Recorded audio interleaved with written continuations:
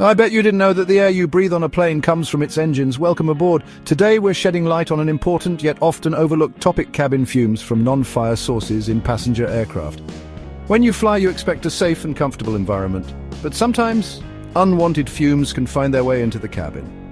Modern aircraft are designed with pressurized, climate-controlled cabins. Despite advanced engineering, odors and fumes can still sneak in. Fumes can enter through various channels. Open doors or hatches may introduce outside odors, but the most common source is the aircraft's own systems.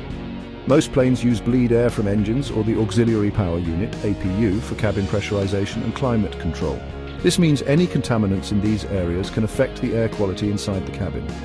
When air is drawn from the engine or APU, it can carry with it fumes or particulates before the air is conditioned and circulated throughout the cabin. Flight crews are trained to recognize and respond to unusual smells or fumes. Safety protocols ensure passenger well-being and address any issues promptly. Should cabin fumes occur, the crew assesses the situation, communicates with air traffic control, and takes measures to ensure a safe flight experience.